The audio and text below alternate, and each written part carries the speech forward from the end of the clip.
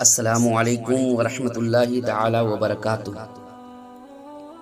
محترم سامعین، آئیے میں آپ کو آج حدیث پاک اور اس کی روشنی میں وہ چیز بتانے جا رہا ہوں جو بہت ہی بدترین ہے، جو ہمارے سماج اور معاشرے میں زیادہ تر پائے جاتے ہیں۔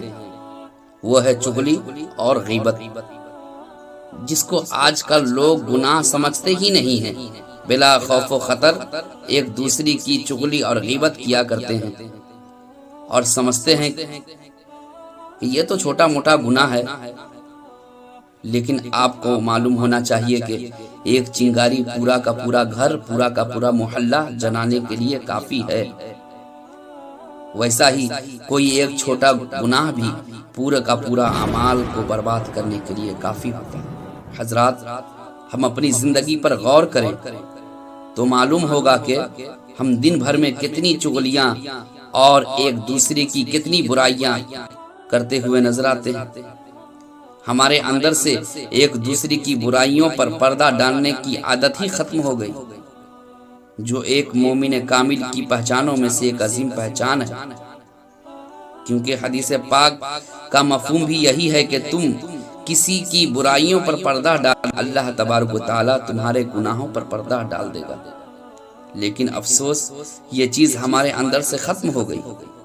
ہم لوگ ایک دوسرے کی برائیوں کو اچھالنے پر فخر محسوس کرتے ہیں۔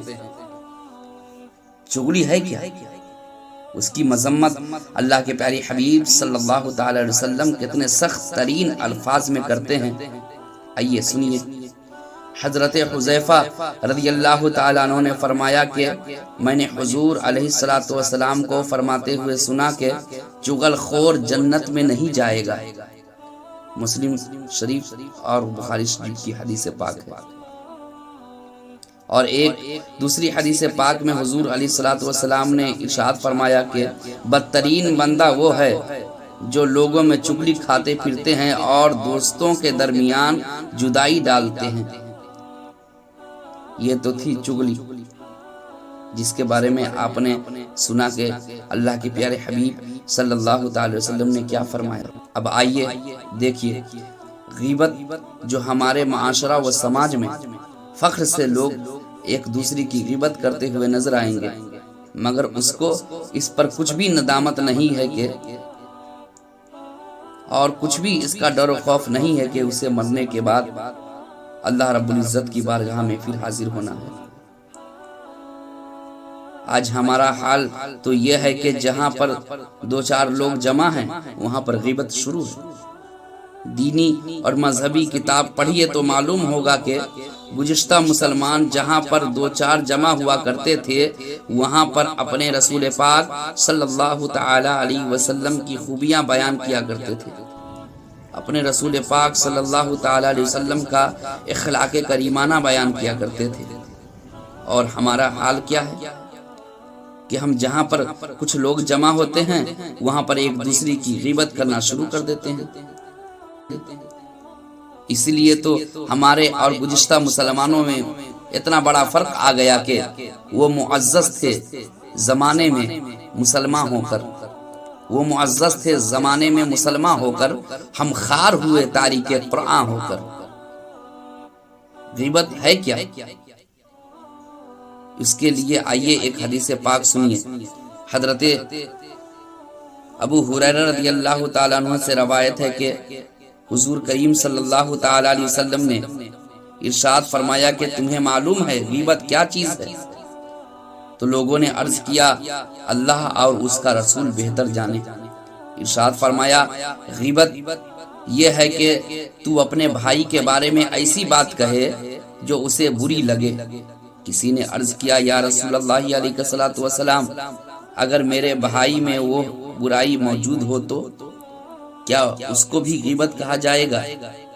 فرمایا جو کچھ تم کہتے ہو اگر اس میں موجود ہو تو یہی تو غیبت ہے، اگر تم ایسی بات کہو جو اس میں موجود نہ ہو تو یہ تو بہتان ہے۔ مسلم شریف کی حدیث پاک ہے۔ حضرت ابو سعید اور حضرت جابر رضی اللہ تعالیٰ عنہ نے فرمایا کہ رسول کریم صلی اللہ تعالی وسلم نے فرمایا غیبت زنا سے بہتر ہے۔ صحابہ نے عرض کیا یا رسول اللہ علیہ الصلوۃ والسلام غیبت زنا سے بدتر کیوں ہے؟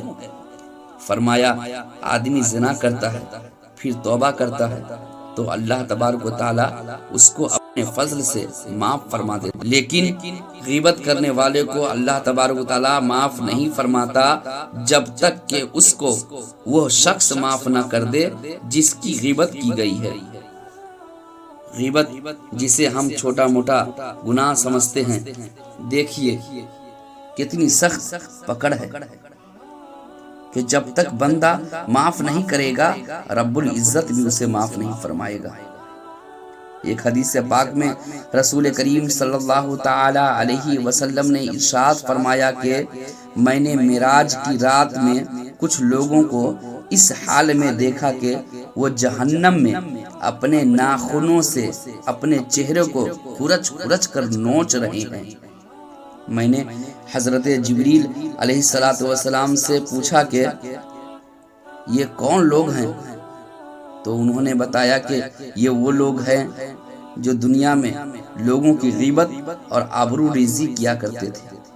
یاد رکھو کہ پیٹھ پیچھے کسی آدمی کی ان باتوں کو بیان کرنا جن کو وہ ناپسند کرتا ہے یہ غیبت ہے، خواہ اس کا کوئی ظاہری عیب ہو یا باطنی، اس کا پیدائشی عیب ہو یا اس کا اپنا پیدا کیا ہوا عیب ہو، اس کے بدن، اس کے کپڑے، اس کے خاندان و نسب، اس کے اقوال و افعال، چال ڈھال، اس کی بول چال، غرض کسی عیب کو بھی بیان کرنا یا تانا مارنا یہ سب غیبت میں داخل ہے۔ لہذا اس غیبت کے گناہ سے ہر مسلمان مرد و عورت کو بچنا لازم اور ضروری ہے۔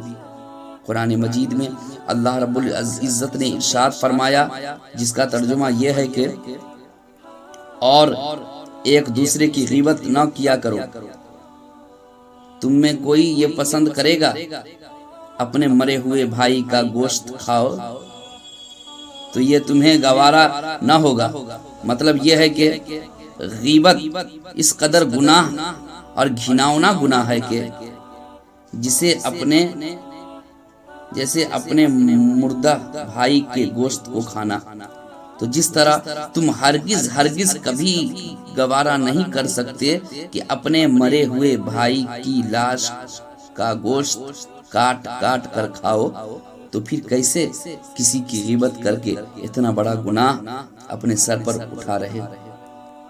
اللہ تبارک و تعالی ہم تمام مسلمانوں کو ہدایت کی توفیق عطا فرمائے، آمین ثم آمین۔ آج کے لیے اتنا ہی، انشاءاللہ تعالی پھر ملیں گے اگلی ویڈیو میں ایک اور ایمان افروز نصیحتوں کے ساتھ۔ بس آپ مجھے اپنی نیک دعاؤں میں یاد رکھیں اور ہمارے اس چینل کو سبسکرائب کر لیں، لائک کر دیں اور شیئر کر دیں۔ اللہ حافظ، السلام علیکم ورحمۃ اللہ وبرکاتہ۔